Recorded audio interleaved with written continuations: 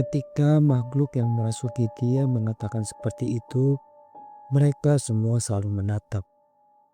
Fatir terus berusaha membaca doa sebisa mungkin agar makhluk itu bisa keluar. Namun sayangnya belum berhasil juga. Makhluk itu berbicara lagi. "Kalian semua telah mengganggu. Kalian akan menjadi budak-budakku." Makhluk itu sembari tertawa. "Kami tidak mengganggu kamu atau kalian yang ada di sini. Kami hanya ingin membuat tugas." Fatir berdialog dengan makhluk tersebut. "Tetapi aku tidak menyukai di antara kalian yang ada di sini," ucap makhluk itu. "Siapa? Beritahu kami orangnya," ucap Rian. "Kalian akan tahu nanti. Yang pasti kalian semua mengganggu kami di sini," Fatir mengatakan lagi. "Tolong sekali lagi, keluar dari tubuh teman kami," Fatir sembari berdoa. Miko dan Lilo hanya menyaksikan, sementara Ajam dan Feby raut wajahnya semakin ketakutan. Selang beberapa menit kemudian, makhluk itu keluar dari tubuh Tia. Tia pun wajahnya bersimbah keringat dan cukup pucat. Ia mengatakan, "Gue tadi ngerasain kalau tubuh gue kemasukan makhluk. Karena tadi pas gue lihat lukisan ular naga itu, sembari menunjuk, tiba-tiba ada sosok makhluk besar di depan mata gue. Gak apa-apa Tia, yang penting makhluk itu sudah keluar. Lo istirahat dulu aja, tenangin diri lo. Nanti kita cari cara supaya turun ke bawah ketemu sama teman-teman yang lain," ucap Fatir. Ajim dan Feby menenangkan Tia. Sementara Fatir, Rian, Miko, dan Nilo berdiskusi tentang semua hal ini. "Siapa yang nemuin lukisan naga itu?" tanya Fatir. "Tuh si Lilo," saut Miko.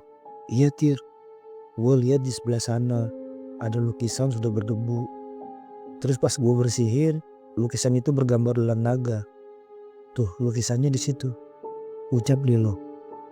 Mereka pun berempat melihat lukisan itu. "Berarti sama apa yang gue lihat," saut Fatir. "Sama apaan Tir?" ucap Miko. "Tadi gue sama Rian di lantai atas juga nemuin album foto-foto gedung ini. Terus gue lihat ada satu foto anak-anak lagi main ular naga panjang.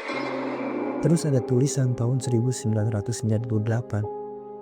Di lukisan ini juga ada tulisan 1998, ucap Fatir. "Apa ini ada kaitannya sama tentang kerusuhan 98 gak sih?" tanya Rian. "Ya mungkin aja," ucap Fatir. "Tir, apa gara-gara gue tadi pas masuk ke dalam itu ya?" tanya Lilo. "Maksudnya gimana?" saut Miko.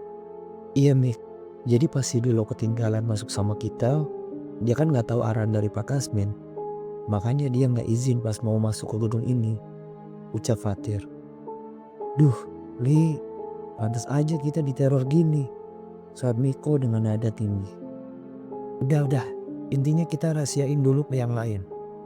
Yang penting kita cari cara supaya bisa keluar dari gedung ini," ucap Riyad. Setelah Tia sudah mulai pulih, mereka berenam turun ke bawah memakai plastik dan triplek yang mereka dapati di sana. Karena mereka juga tidak ingin berlama-lama di atas. Sampai pada akhirnya, kedua tim itu sampai di lantai 1. Mereka semua akhirnya berkumpul dan saling bertanya tentang apa yang telah terjadi di gedung tua itu. "Tir, kayaknya setelah hujan kita harus pergi dari sini," ucap Azab. "Iya, harus," saut Fatir. Hujan tetap tak kunjung reda. Justru malah semakin deras. Dan waktu sudah menjelang maghrib.